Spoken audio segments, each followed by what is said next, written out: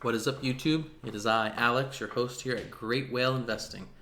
Today we're going to be talking about monetary expansion. Ooh, M2, the money supply, printer go burr, all those dollars. I should have got a prop, some money. Should have gotten some money to use as a prop, but you get the idea. We've all seen dollar bills before. So, what is monetary expansion? Simple, really, when you think about it, but it has a lot of complex undertones to it.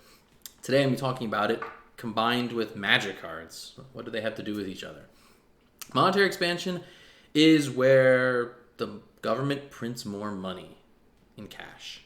So they basically print a lot of dollar bills. And in the last year or two, especially with the COVID pandemic going on, there has been a lot of money being made. The stimulus checks, they don't come out of someone's bank account. They don't come, backed by gold. They come out of the printer. There's just more money being made. Trillions of dollars. There's a massive, massive supply of dollars that are in the world. And it's not just the United States. Countries like Europe as well, places like Europe are doing it as well. The euro has also expanded. So there's more money. What you see as a result is an increase on certain items, the price of some items. Some people call it inflation. Inflation is a weird word. It's tied a lot to certain things. It's like, these basket of goods and services that are kind of vague and easily manipulatable. But what you need to understand is that as more money is being made, the value of the money that you currently have, the purchasing power of it goes down.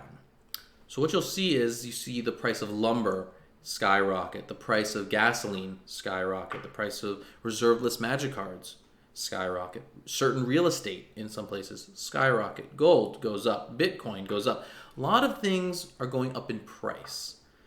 And there are a couple of reasons for that, but one of the main ones is monetary expansion. The more money there is, the weaker the dollar is. You need to get that in your head. $100 bill today is not the same as a $100 bill 20 years ago. And it won't be the same in, 24 months from now. So what can you do about it?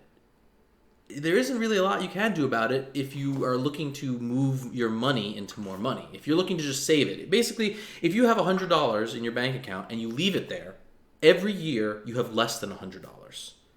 And over the last year or two, and going forward in the next few years, we are going to see a massive deterioration of that money. There's a lot of indexes and talk about how it's, inflation is 1%, 2%, 3%, whatever.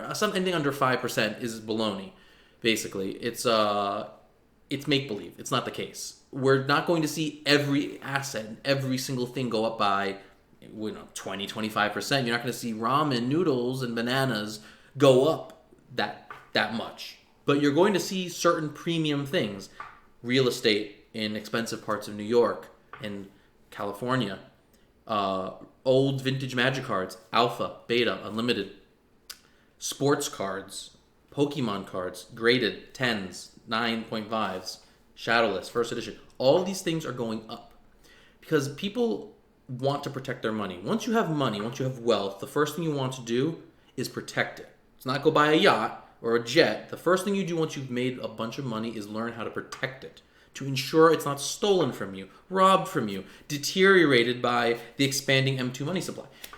You need to put your money and invest it somewhere where it will grow. Some people put it into the stock market, some people put it into bonds, some people put it into real estate, some people put it into Black Lotus, some people put it into Bitcoin.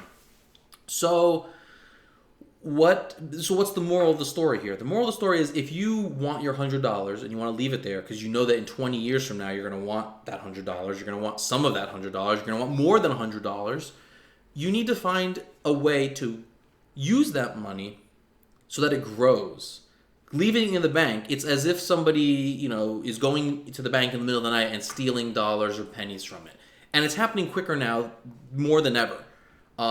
Be very wary of charts and statistics and graphs and what the media and the news tell you, because they're not going to report on something like a 20% inflation on, certain things and how the money supply is affecting things. Nobody wants a mass panic. Nobody wants a mass sellout. Nobody wants a stock market crash. Nobody wants any of that shit. So you're not going to hear it from a lot of places or a lot of sources. But as Magic players, you must understand, if you were buying cards from a set and there was a print run of it, let's say you don't know the exact print run in Magic, but you get the cards, you buy them, and then you realize, there's a certain supply of them in the world.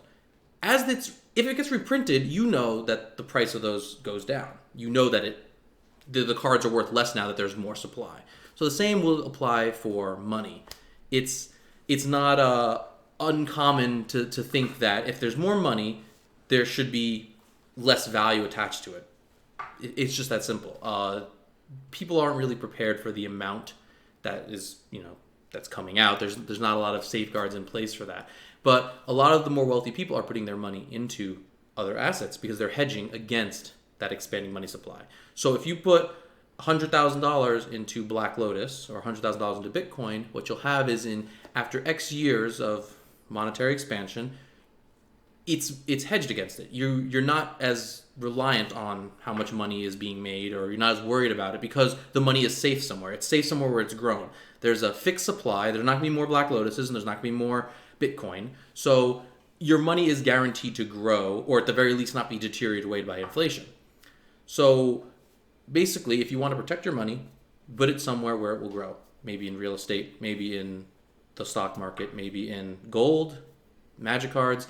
If you look at the prices of Alpha, Beta, Unlimited, Arabian Nights, if you look at the price of these cards over the last, say since COVID started, the last year, it's staggering. It's honestly staggering. Some of these cards have gone up triple, quadruple in price, and you're talking cards that are $10,000 plus. It's not a coincidence. It's not a big, all of a sudden everybody just loves Magic cards and everybody really wants to own Black Lotus, though many people do. What you have is a mass exodus of money out of the typical monetary system. I'm not just holding $10,000, leaving it in my bank account. I want to put it somewhere that is hedged against massive and rapid inflation.